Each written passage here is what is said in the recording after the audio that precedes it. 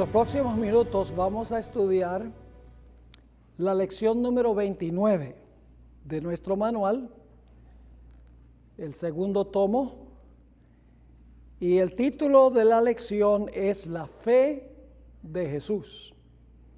Pero antes de estudiar la lección queremos orar, así que les invito a inclinar sus rostros y vamos a orar. Padre Celestial, venimos ante ti, agradeciéndote por tu compañía este día. Gracias por tu amor y tu misericordia. Gracias por comunicarte con nosotros a través de tu palabra. Pedimos la presencia de tu Santo Espíritu para que podamos comprender y aplicar las enseñanzas que tienes para nosotros. Te lo imploramos en el precioso nombre de Jesús. Amén. Vamos a comenzar nuestro estudio leyendo Apocalipsis 14 y el versículo 12. Hoy estamos estudiando 3 frases de ese versículo. La primera la estudiamos: aquí está la paciencia de los santos. Se traduce mejor la perseverancia de los santos. Luego, en nuestra última sesión, hablamos de los que guardan los mandamientos de Dios. ¿Cuáles? Los 10 mandamientos. Y ahora vamos a estudiar la fe de Jesús. Ahora, las versiones bíblicas no concuerdan en cuanto a la forma correcta de traducir la expresión la fe de Jesús. Algunos traducen la fe de Jesús, que significa la misma fe que tuvo Jesús, y otras versiones traducen la fe en Jesús, la necesidad de confiar en Él. Las reglas gramáticas del idioma griego permiten ambas posibilidades, así que debemos preguntarnos cuál de las dos traducciones es correcta: la fe de Jesús o la fe en Jesús. Vamos a encontrar que en realidad cualquiera de las dos nos enseña grandes lecciones. Ahora, si usted estuviera viajando por una carretera y perdiera el control del volante, ¿en cuál de las dos zanjas preferiría caerse? ¿En la zanja izquierda o en la zanja derecha? Y ustedes se ríen porque en realidad no importa en cuál zanja caiga uno. Apocalipsis 14:12 presenta un equilibrio perfecto entre guardar los mandamientos y la fe de Jesús. Recalca el versículo la importancia de guardar los mandamientos de Dios, pero se enfatiza igualmente la necesidad de guardar la fe de Jesús. Porque a veces la gente dice, guarda los mandamientos de Dios y tiene la fe de Jesús, o guarda la fe de Jesús. En realidad, la traducción dice que guardan los mandamientos de Dios y guardan la fe de Jesús, porque la palabra guardar se aplica a la fe de Jesús. Aquí nos enfrentamos al proverbial conflicto entre la fe y las obras, entre la ley y la gracia en el plan de la salvación. Así que hoy vamos a hablar de las dos zanjas en las cuales caen aquellos que no entienden la relación de la ley y la gracia y la relación que tienen la fe y las obras. La primera zanja es que lo podríamos llamar la zanja derecha. Es el legalismo. La idea de que podemos salvarnos por nuestras buenas obras. Esa es la primera zanja. Y cuando caemos a esa zanja, estamos perdidos. Ahora, ¿es posible rendirle a los 10 mandamientos una obediencia externa y al mismo tiempo perder la vida eterna? El joven rico es un ejemplo de esto. Mateo 19, 17 al 22 habla de uno que cayó en la zanja derecha, porque tenía la idea de que se podía salvar por guardar los mandamientos legalmente. Dice allí en Mateo el capítulo 19, 17, Él le dijo: ¿por qué me llamas bueno? Ninguno hay bueno sino Dios. Mas si quieres entrar en la vida, guarda los mandamientos. Eso fue lo que estudiamos la vez pasada. Le dijo: ¿cuáles? Y Jesús dijo: no matarás, no adulterarás, no hurtarás, no dirás falso testimonio, honra a tu padre y a tu madre, y amarás a tu prójimo como a ti mismo. El joven le dijo: todo esto lo he guardado desde mi juventud. Soy un observador estricto de la ley, estaba diciendo. Y dice: ¿qué más me falta? Jesús le dijo: si quieres ser perfecto, es decir, si quieres entrar a la vida eterna, anda, vende lo que tienes y dalo a los pobres, y tendrás tesoro en el cielo, y ven, sígueme. Oyendo el joven esta palabra, se fue triste, porque tenía muchas posesiones. Toda la observancia de la ley por el joven rico era un asunto legal sin amor, porque el amor al prójimo es el resumen de los últimos 6 mandamientos. Y es imposible guardar esos mandamientos sin amor. Así que este joven creía que se podía salvar guardando legalmente los mandamientos. Yo creo que él hubiera sido un buen primer anciano de la iglesia adventista, porque diezmaba, guardaba el sábado, no comía carne de puerco, ayunaba, tal vez era vegano,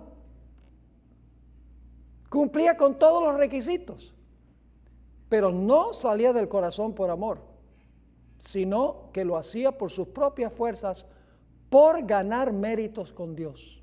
Esa es la primera zanja. Guardar los mandamientos sin la fe. Es decir, los mandamientos, la observancia de los mandamientos no es producida por la fe, sino por la persona misma.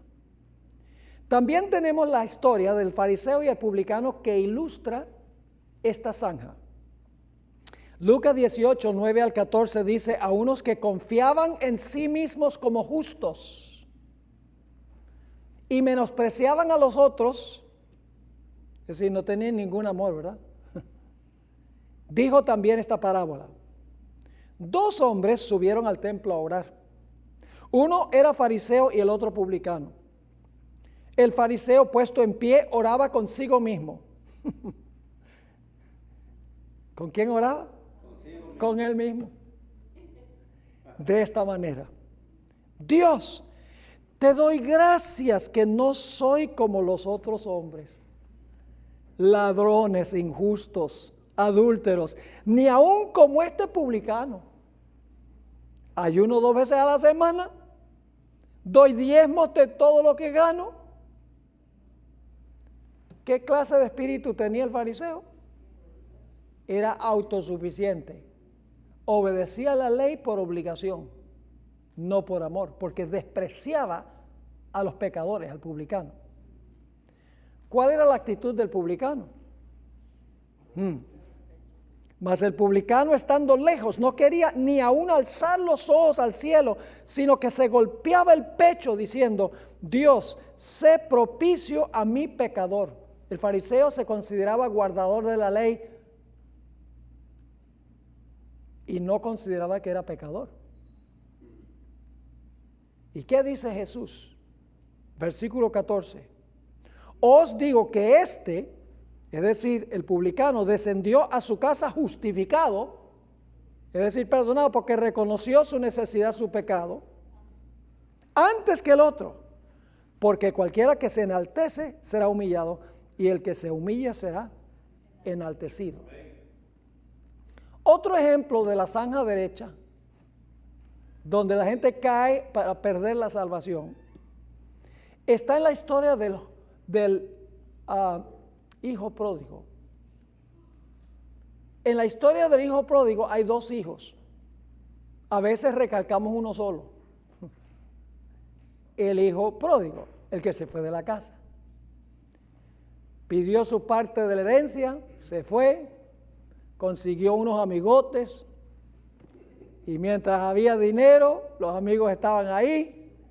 Para hacer una larga historia corta, terminó trabajando entre los puercos Y era judío.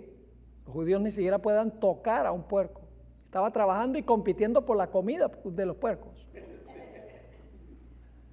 Y cuando está ahí, entra en sí y dice, yo me acuerdo de la casa de mi padre. Y el amor de Dios nos lleva al arrepentimiento. Ay, cómo era la casa de mi padre. Qué bueno era mi padre. Regresaré a la casa y diré, he pecado contra el cielo y contra ti, y no soy digno de ser llamado tu hijo. Así que emprende el camino, regresa a la casa. El padre lo está esperando y lo ve de lejos y sale corriendo, lo abraza, le pone el manto más precioso, el anillo, señal de autoridad con que se sellaban documentos. Y el padre está contento y convoca una fiesta. Y la fiesta hay música, está cantando el coro. Sí, la palabra que se usa es ese joron. Llamó el coro y la orquesta. Y estaban todos ahí en la fiesta, gozosos, cantando. Y el hijo mayor estaba ya trabajando en el campo, trabajando como un burro. Fiel al padre. Sí, observador de las reglas de la casa. Y por ahí llama a un siervo y le dice, oye, ¿qué es la música que hay en la casa? ¿A qué se debe? Dice, ¿acaso no has oído? Tu hermano, el que se fue, despilfarró todo lo que tu padre le dio. Y volvió oliendo a cochino como no te imaginas. Y el padre lo recibió, le puso el manto, le dio el anillo real y convocó la fiesta. Y el hijo mayor dice, si alguien se merece la fiesta soy yo.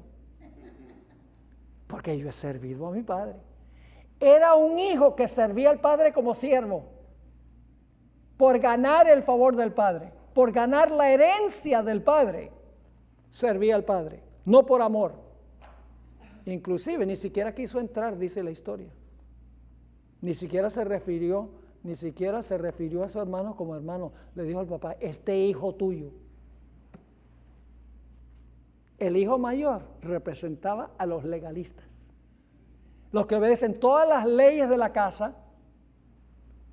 Los que nunca quebrantan un mandamiento de la casa externamente, pero desprecian a los demás. Otro ejemplo de esto lo tenemos en la historia de los obreros de la viña, que se encuentra en Mateo el capítulo 20, 10 al 16. La estamos estudiando la zanja número 1. La idea que una persona se puede salvar por lo que hace. Leemos allí desde el versículo 10 hasta el versículo 16. Al venir también los primeros, esto es cuando se va a pagar al final del día, pensaron que habían de recibir más. Porque salieron a las 6 de la mañana, trabajaron 12 horas, nosotros trabajamos más, merecemos más. ¿Cómo es que los que trabajaron 1 hora les pagan igual que a nosotros? Si nosotros trabajamos más. Así que dice, al venir también los primeros, pensaron que habían de recibir más, pero también ellos recibieron cada uno un denario.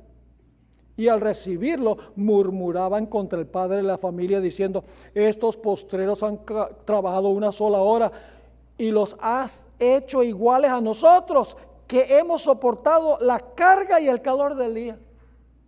Y él respondiendo dijo a uno de ellos, amigo, no te hago agravio. ¿No conviniste conmigo en un denario? Toma lo que es tuyo y vete. Pero quiero dar a este postrero como a ti. ¿No me es lícito hacer lo que yo quiero con lo mío? ¿O tienes tu envidia porque yo soy bueno? Así los primeros serán postreros y los postreros primeros. Porque muchos son llamados, mas pocos escogidos. ¿Qué clase de espíritu tenían los que trabajaron más? Trabajamos más y merecemos más. Pero la gracia de Dios no mira cuánto se hace. La gracia de Dios es favor inmerecido, no que ganamos por nuestras buenas obras. Jesús dijo que los fariseos hacían obras para ser vistos de los hombres. Dice Mateo 6, el versículo 1 en adelante, guardaos de hacer vuestra justicia delante de los hombres para ser vistos de ellos. De otra manera no tendréis recompensa de vuestro Padre que está en los cielos. Cuando pues des limosna, no hagas tocar la trompeta delante de ti, como hacen los hipócritas en las sinagogas y en las calles, para ser alabados por los hombres. Pueden imaginarse, los fariseos sacaban la trompeta. Tal vez ellos no la tocaban, pero los sacerdotes del templo. ¡Tatará! Y venía la gente para ver cómo los fariseos daban sus ofrendas grandotas. ¿Con qué propósito? Para ser alabados por los hombres. Eran obras egoístas. Jesús dijo, de cierto os digo que ya tienen su recompensa. Y cuando ores, no seas como los hipócritas, porque ellos aman el orar en pie en las sinagogas y en las esquinas de las calles. ¿Con qué propósito? Para ser vistos de los hombres. De cierto os digo que ya tienen su recompensa. Su recompensa es que los hombres los ven, pero no heredan la recompensa más importante, que es la vida eterna. ¿Estamos entendiendo la primera zanja? La idea que podemos salvarnos por lo que hacemos, por nuestras buenas obras, por obedecer la ley. Dios tiene que salvarme. Esa es la idea de la primera zanja. Ahora yo pregunto, ¿espera Dios que hagamos buenas obras? Sí. Oh, sí, sí. En un momento vamos a leer un versículo, pero vamos a Mateo 23, 25 al 28 para ver cuál era el problema de los escribas y de los fariseos. Mateo 23, 25. Ay de vosotros, escribas y fariseos hipócritas, porque limpiáis, ¿qué cosa? Lo de afuera del vaso y del plato. Pero ¿dónde está el problema? Pero por dentro estáis llenos de robo y de injusticia. Fariseo ciego, limpia primero lo de adentro del vaso y del plato para que también lo de afuera sea limpio. Ay de vosotros, escribas y fariseos hipócritas, porque sois semejantes a sepulcros blanqueados, que ¿por dónde? Por fuera, a la verdad, se muestran hermosos, mas por dentro están llenos de huesos, de muertos y de toda inmundicia. Así también vosotros por fuera, a la verdad, os mostráis justos a los hombres, pero por dentro estáis llenos de hipocresía e iniquidad. ¿Está clara la primera zanja? La primera zanja se compone de aquellos que creen que porque legalmente guardan la ley de Dios, guardan los 10 mandamientos externamente, aunque no aman a los demás, Dios les debe salvación. Entonces la salvación no es por gracia, la salvación es por obras. Esa es la primera zanja.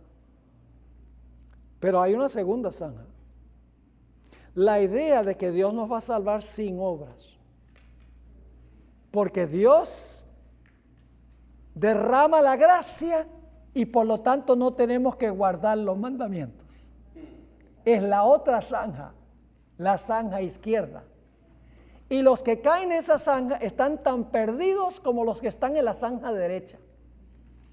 Porque no somos salvos por obras, ni tampoco seremos salvos sin obras.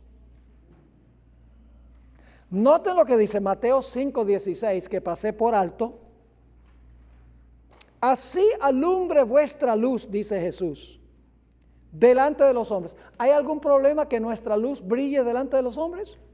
No, siempre y cuando algo, dice. Así alumbre vuestra luz delante de los hombres para que vean vuestras buenas obras. Fíjense que no hay ningún problema en hacer buenas obras, pero ¿con qué propósito? Y glorifiquen a vuestro Padre que está en los cielos. ¿Está claro? Yo usé una ilustración en nuestro tema, dar gloria a Dios. De noche salen y ven esa luna hermosa, plateada, llena. Ay, qué linda está la luna esta noche. Pero en realidad la luna es fea. Si no fuera por el sol que brilla sobre la luna sería fea. ¿De dónde viene la luz de la luna? Del sol. Entonces lo que hay que decir es, qué lindo está el sol esta noche. Cristo es el sol. Nosotros somos lunas. Y cuando Cristo brilla sobre nosotros, nosotros irradiamos su luz a otros. Y la gloria es para el sol, no para nosotros. Como la gloria de la luna, en realidad es la gloria del sol. Ahora vamos a ver la otra zanja. De los que dicen, no, yo estoy bajo la gracia, yo no tengo que guardar la ley porque Cristo la guardó por mí. Las obras no cuentan nada para la salvación, dicen los que están en la zanja izquierda. Vamos a ver Gálatas 2:16. Y vamos a leer con cuidado. Sabiendo que el hombre no es, ¿cuál es la siguiente palabra? Justificado por las obras de la ley. La palabra justificado significa perdonado. El hombre no es perdonado o no es salvado por las obras de la ley, sino por la ¿qué? Por la fe de Jesucristo. La expresión que encontramos en el mensaje del tercer ángel. Nosotros también hemos creído en Jesucristo para ser ¿qué? Justificados por la fe de Cristo y no por las obras de la ley, por cuanto por las obras de la ley nadie será justificado. ¿Podemos ser justificados por guardar la ley? No. ¿Podemos salvarnos por las obras de la ley? No. Ahora, noten Gálatas 5 y el versículo 4. Gálatas 5 y el versículo 4. De Cristo os desligasteis, los que por la ley os ¿qué? Justificáis. De la gracia habéis caído. Los que tratan de justificarse por la ley han caído de la ¿qué? Han caído de la gracia. Y por lo tanto la gente dice, ve, los que guardan la ley creen que se van a salvar por guardar la ley. Y en realidad el hombre es salvo por pura gracia. No hay que hacer nada. Pablo sabía que la gente iba a decir eso. Porque después de Gálatas 5:4, donde dice el apóstol Pablo, de Cristo os desligasteis, los que por la ley os justificáis, de la gracia habéis caído. Luego en el versículo 16 al 26, el apóstol Pablo dice que el verdadero cristiano produce el fruto del Espíritu. Dice, digo pues, andad en el Espíritu y no satisfagáis los deseos de la carne, porque el deseo de la carne es contra el Espíritu y el del Espíritu en contra de la carne, y estos se oponen entre sí para que no hagáis lo que quisierais. Pero si sois guiados por el Espíritu, no estáis bajo la ley, porque si somos guiados por el Espíritu vamos a guardar la ley y la ley no nos va a condenar. Sigue diciendo, y manifiestas son las obras de la carne, que son, ¿qué cosa? Adulterio, fornicación, inmundicia, lascivia, idolatría, hechicerías, enemistades, pleitos, celos, iras, contiendas, disensiones, herejías, envidias, homicidios, borracheras, orgías y cosas semejantes a estas, acerca de las cuales os amonesto, como ya os lo he dicho antes, que los que practican tales cosas no heredarán el reino de Dios. ¿Tienen algo que ver las obras con nuestra salvación? ¿Podemos seguir haciendo todo esto, fornicando, adulterando, practicando lascivia, hechicerías, enemistades y salvarnos igual? No. ¿Nuestras obras entonces tienen algo que ver con nuestra salvación? Son el producto de la salvación. Y si la salvación no produce las buenas obras, es porque en realidad no hemos sido salvos. Sigue diciendo el apóstol, más el fruto del Espíritu es amor, gozo, paz, paciencia, benignidad, bondad, fe, mansedumbre, templanza. Contra tales cosas no hay ley. ¿Alguno de ustedes conoce una ley que prohíbe el amor? ¿Alguien conoce una ley que prohíbe el gozo? ¿Alguien conoce una ley que prohíbe la paciencia? No, el apóstol dice, el que tiene el fruto del Espíritu, no hay ley que condene eso. Y luego dice, pero los que son los que son de Cristo han crucificado la carne con sus pasiones y deseos. Si vivimos en el Espíritu, andemos también en el Espíritu. Es decir, las obras no nos salvan, pero cuando estamos salvos, produciremos el fruto de las obras.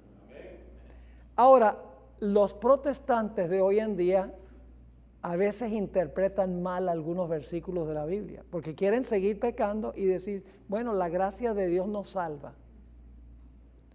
Uno de estos textos es Romanos 3:28. Concluimos pues que el hombre es justificado por la fe sin las obras de la ley. Entonces yo soy justificado por la fe sin las obras de la ley. Pero el apóstol Pablo sabía que alguien iba a usar mal ese texto.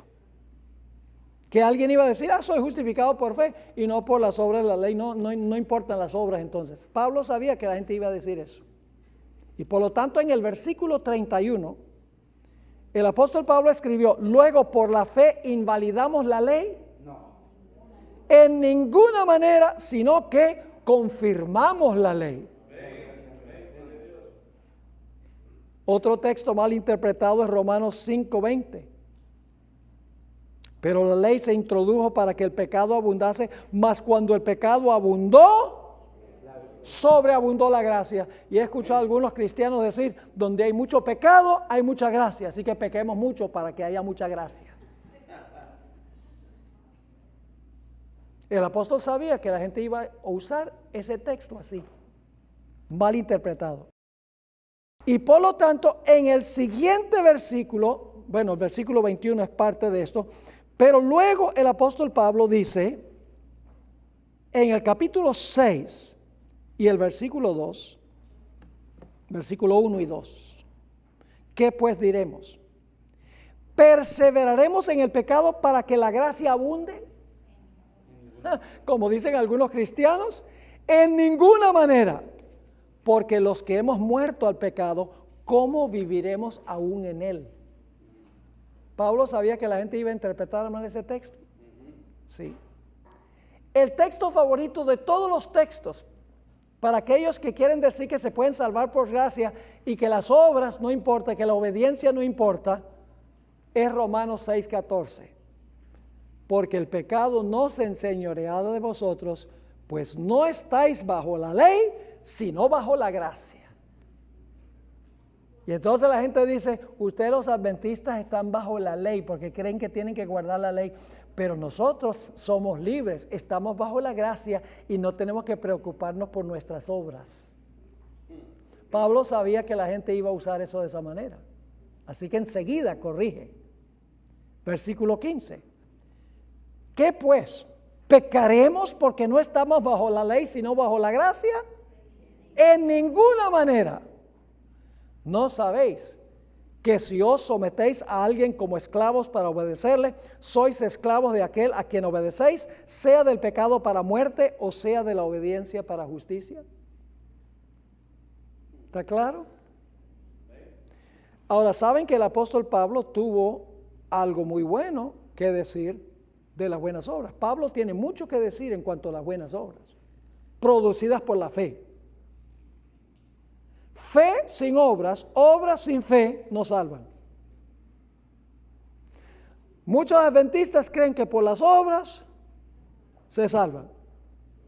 La gente que no es adventista dice, por la gracia me salvo y las obras no importan. Lo que se necesita es una fe que obra.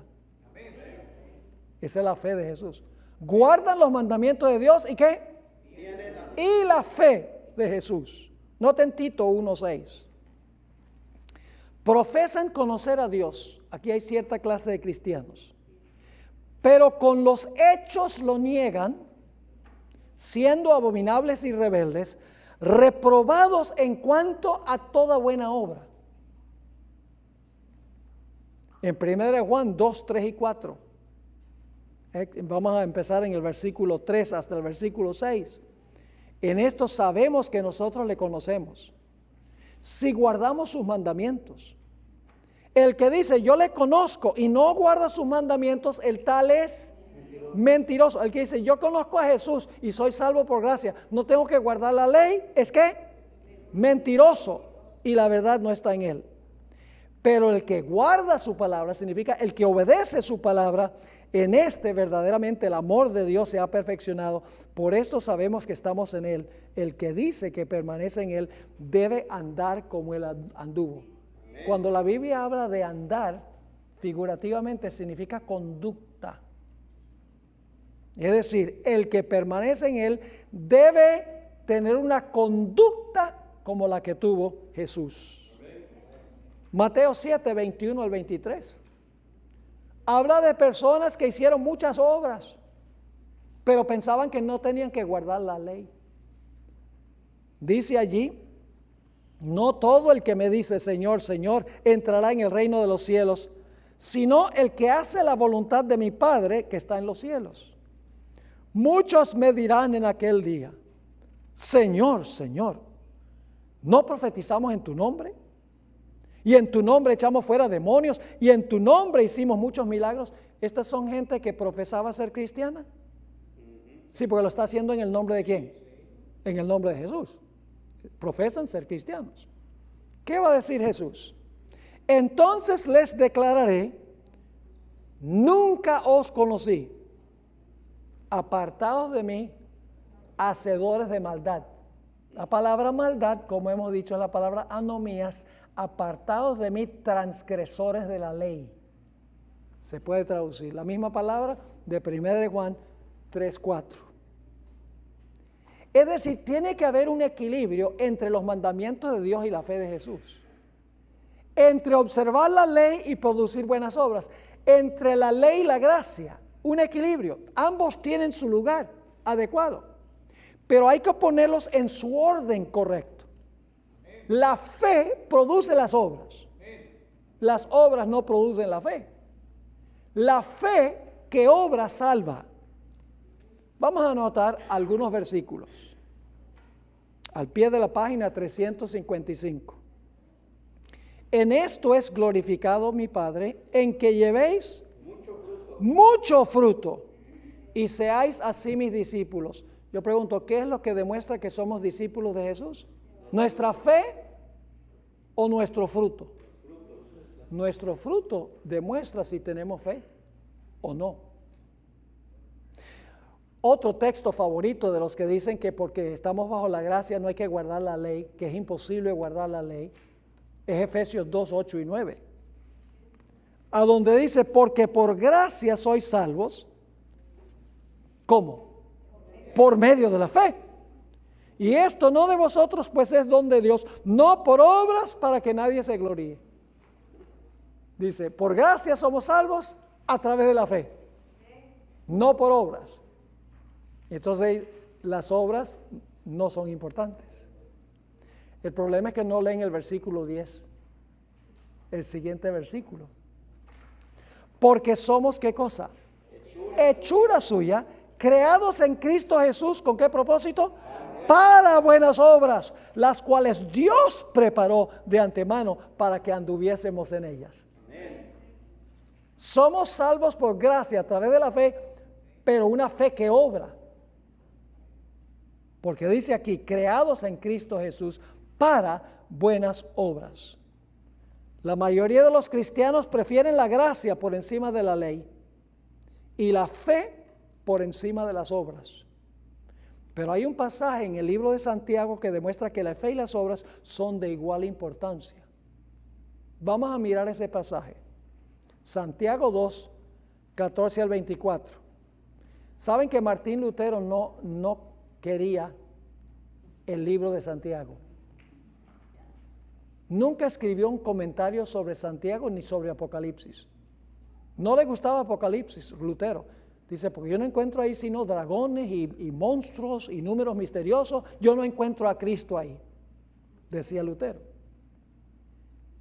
Él dijo, él le llamó a Santiago la epístola de paja. Y quería que se sacara de la Biblia, Martín Lutero. ¿Por qué? Por el pasaje que vamos a estudiar primordialmente. Santiago 2:14. Hermanos míos, ¿qué aprovechará si alguno dice que tiene fe y no tiene obras?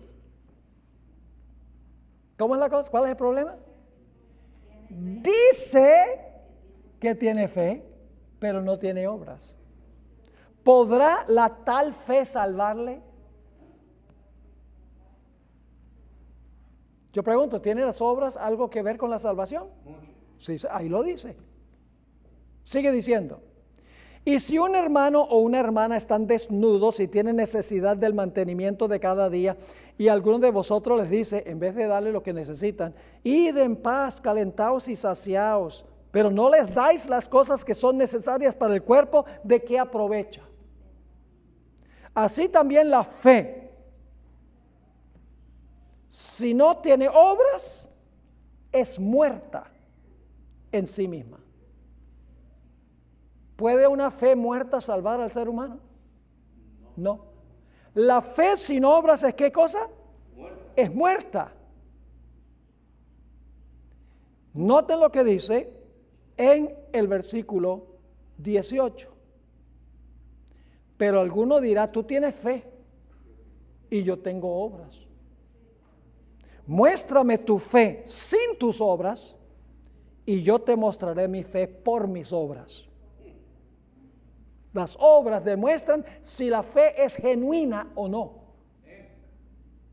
Versículo 19, tú crees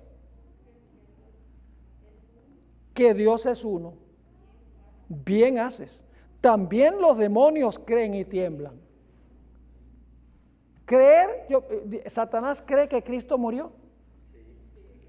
Satanás cree que Cristo resucitó. Satanás cree que Jesús está intercediendo.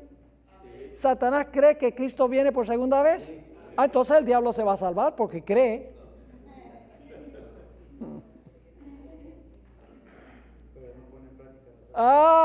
El problema son con las obras. Exactamente. Así que si creemos solo en la cabeza como los demonios, ¿de qué sirve? Los demonios también creen intelectualmente sin que afecte su vida. Sigue diciendo. Mas quieres saber, hombre vano, que la fe sin obras es muerta. Y ahora viene lo que Lutero no podía entender. No fue justificado Abraham por las obras, Abraham, nuestro padre, cuando ofreció a su hijo Isaac sobre el altar. ¿Cómo fue justificado Abraham cuando ofreció al hijo? Por las obras. Ahora tenemos que tener cuidado en la forma como interpretamos esto. ¿Cómo demostró Abraham que tenía fe? ¿Qué tal si Dios le dice a Abraham, Abraham, lleva a tu hijo, tu único, y sacrifícalo? Y Abraham dice, Señor, gracias por esta gran revelación. Aquí me quedo en mi casa. Te creo, te creo. ¿Cómo demostró Abraham que tenía fe y que creía en Dios? Porque llevó a su hijo para sacrificarlo. Su fe era una fe viva, porque tenía obras. Así que dice en el versículo 22, ¿no ves que la fe actuó juntamente con sus obras? Van juntas. No es fe u obras. El hombre no es salvo por fe sola, ni por obras solas, ni fe más obras, sino por una fe que obra. Dice, ¿no ves que la fe actuó juntamente con sus obras? Y que la fe se perfeccionó por las obras. La palabra perfeccionó significa se completó. La fe se completó con las obras. Y se cumplió la escritura que dice, Abraham creyó a Dios y le fue contado por justicia y fue llamado amigo de Dios. Vosotros veis pues que el hombre es justificado por las obras y no solamente por la fe. Claro, está hablando de una fe sin obras. Según el contexto, la fe sin obras. Ahora vamos a usar otro ejemplo. Asimismo también Rahab la ramera no fue justificada por obras cuando recibió a los mensajeros y los envió por otro camino. Porque como el cuerpo sin espíritu está muerto, así también la fe sin obras está muerta. Ahora, Pablo dice que somos justificados por la fe sin las obras.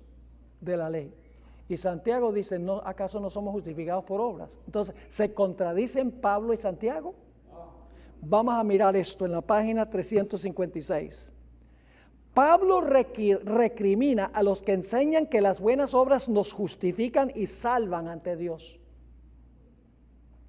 El énfasis de Pablo recae sobre cómo se salva una persona, mientras que el énfasis de Santiago recae sobre cómo debe vivir una persona que está en verdad salva.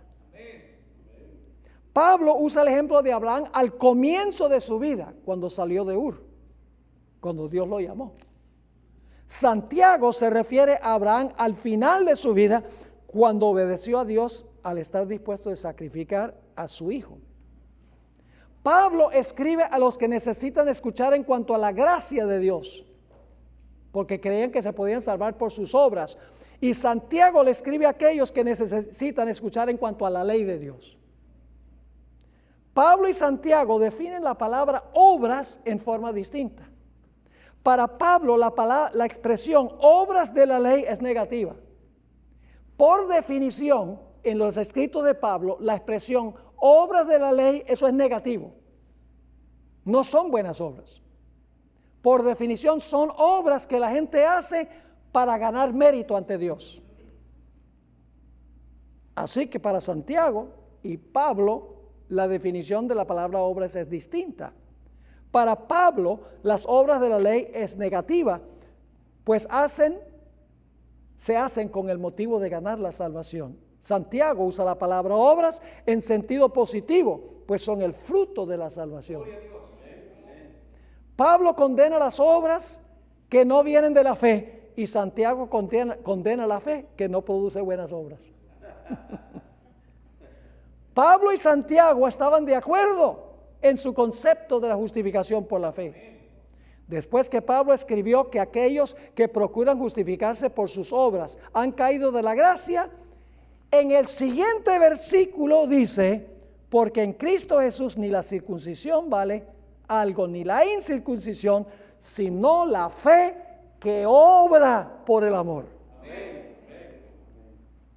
Yo pregunto, ¿qué es más importante? ¿Un cuerpo sin aliento o un aliento sin cuerpo? En realidad se necesitan ambos juntos. La fe y las obras son como dos caras de una moneda. Usted no puede tener una cara de la moneda sin la otra. La fe y las obras son como dos remos de un bote. ¿Cuál remo es más importante, el derecho o el izquierdo? Si rema con el derecho va a dar círculos a la izquierda, y si rema con el izquierdo va a dar círculos a la derecha. No va a avanzar. Fe y obra son como dos remos. Para tener una vida cristiana que avanza hay que tener una fe que obra. La fe y las obras son como dos ejes de un carro. Yo pregunto, cuando prenden el carro y arrancan por la mañana, ¿cuáles ruedas se mueven primero? ¿Las de adelante o las de atrás?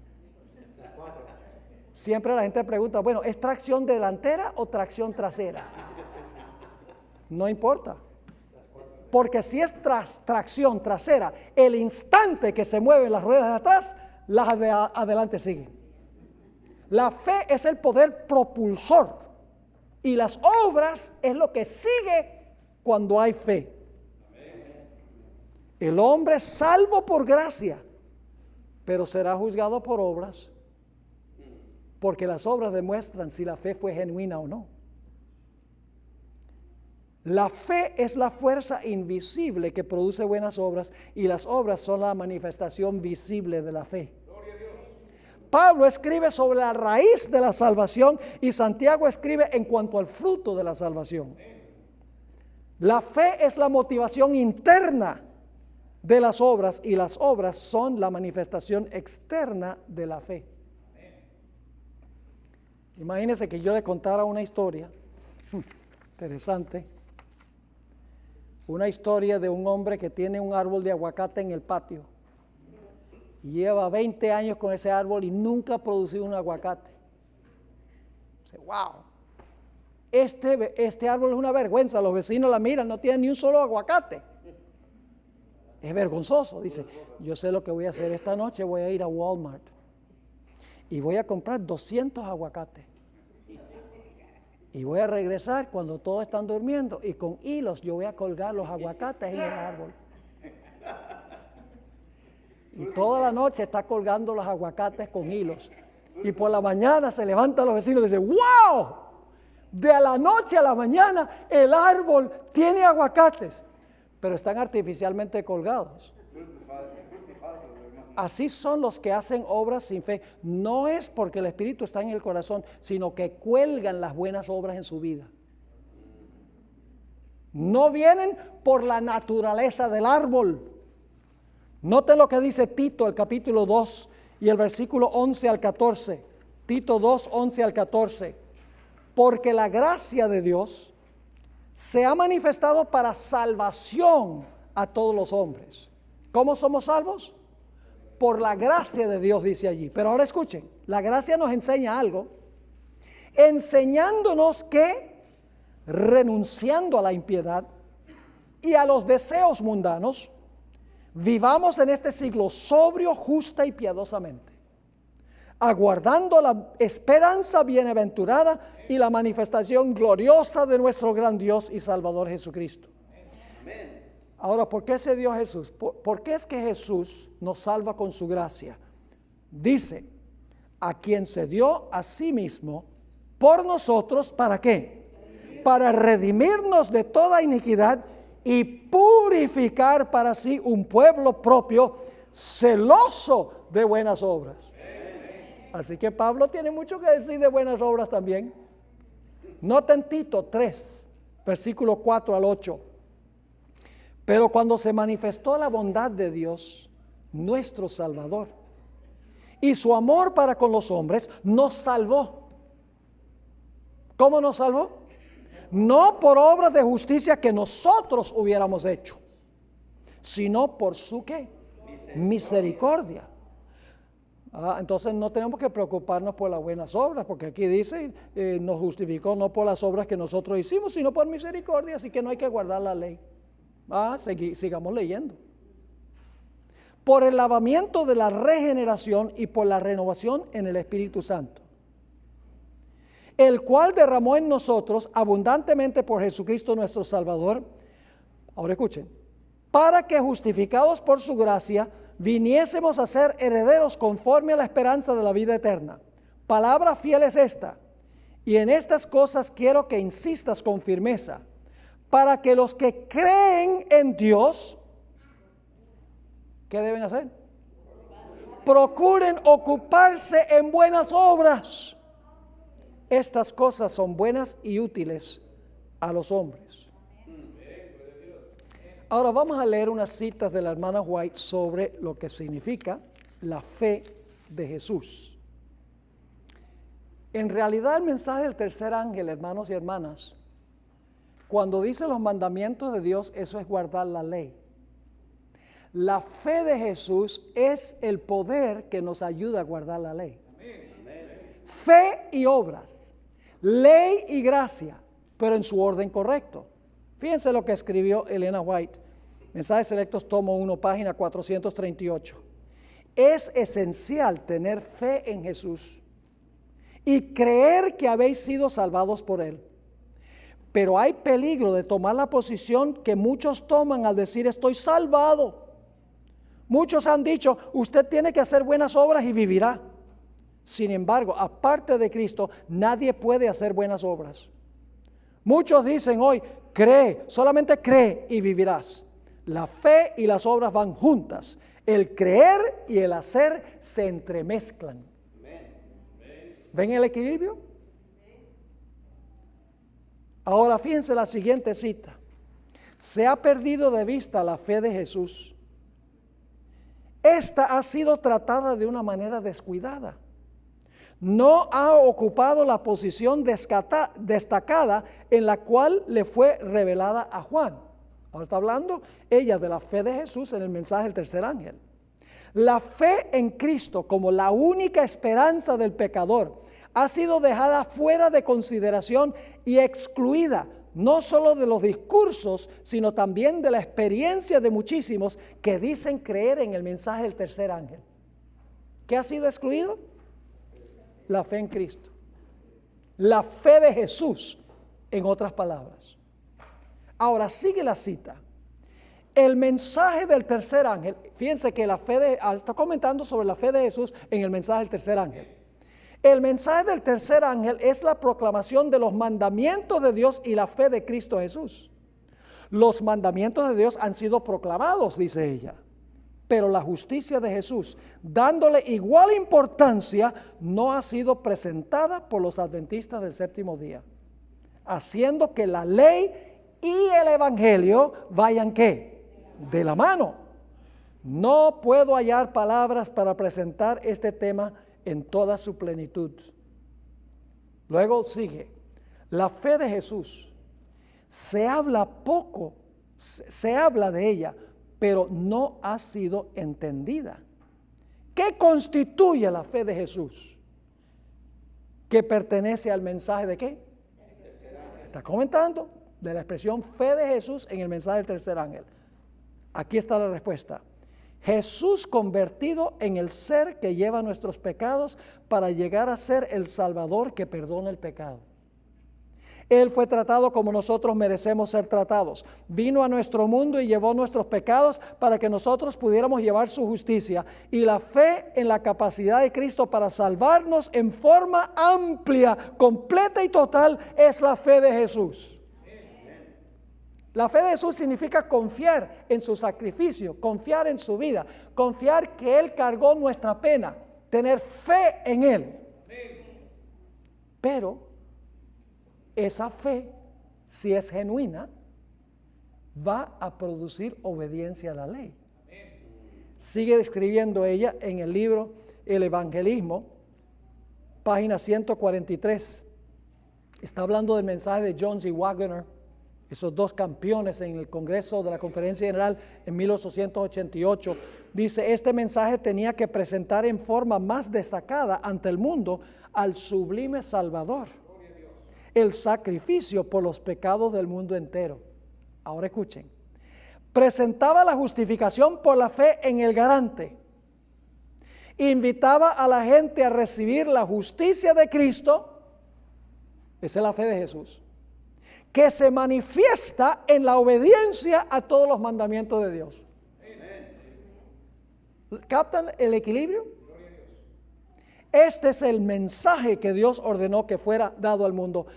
Es el mensaje del tercer ángel que ha de ser proclamado en alta voz y acompañado por el derramamiento de su espíritu en gran medida. Hermanos y hermanas, esto sencillamente significa que contemplamos a Jesús en Getsemaní en la cruz, cómo agonizó llevando los pecados de todo el mundo, los nuestros. Sudó gotas de sangre, clamó, ¿por qué me has desamparado? Quita la copa de tu ira, Señor, si puedes. 3 veces oró eso. Lo contemplamos y decimos a Jesús, Señor Jesús, ¿por qué te pasó eso? Porque yo cargué tus pecados. Y eso nos lleva a arrepentirnos. Señor Jesús, perdóname por mis pecados, por lo que te hicieron a ti. Y yo pregunto, cuando captamos eso, ¿vamos a odiar el pecado? Sí, por lo que le hizo a Jesús. ¿Vamos a odiar el pecado? ¿Vamos a querer obedecer? Sí. ¿Va a darnos su espíritu para que podamos obedecer y odiar el pecado? Sí. ¿Están entendiendo lo que es la fe de Jesús y los mandamientos de Dios? Ahora, quiero leer una última cita antes de terminar. El papado es el protagonista principal de la última Babilonia. Y el papado alcanza 2 clases de personas. El papado, en otras palabras, mete a la gente en una zanja o en otra zanja. Conflicto de los siglos 629. Un estudio de la Biblia hecho con oración mostraría a los protestantes el verdadero carácter del papado y se lo haría aborrecer y rehuir. ¿Cómo podrían saber los protestantes el verdadero carácter del papado? El estudio de la Biblia. Sigue escribiendo. Pero muchos son tan sabios en su propia opinión que no sienten ninguna necesidad de buscar humildemente a Dios para ser conducidos a la verdad. Aunque se enorgullecen de su ilustración, desconocen tanto las Sagradas Escrituras como el poder de Dios. Necesitan algo para calmar sus conciencias. Y vamos a ver que es usando dos métodos de calmar la conciencia. Y buscan lo que es menos espiritual y humillante. Lo que decían es un modo de olvidar a Dios, pero que parezca recordarlo. Qué tremenda cita. El papado responde perfectamente a las necesidades de todas esas personas.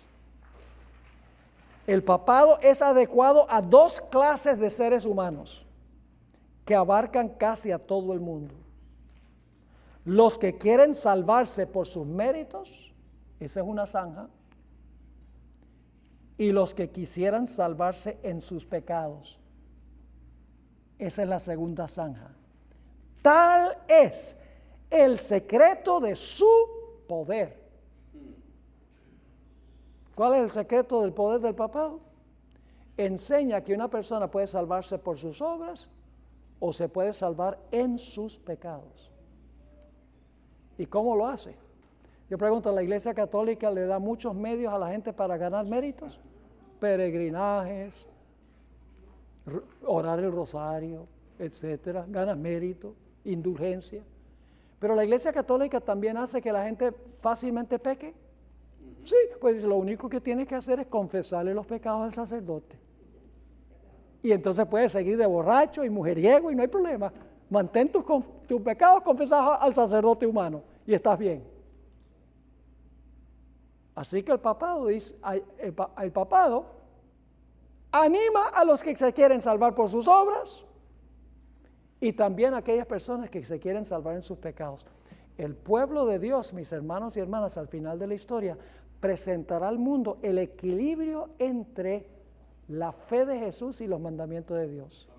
Le enseñaremos que cuando amamos a Jesús, cuando en verdad hemos sido perdonados y recibimos la salvación, el resultado será que ansiaremos odiar el pecado, eliminar el pecado y obedecer al Señor Jesús, no por obligación, sino por el motivo del amor en el corazón. Ese es nuestro mensaje.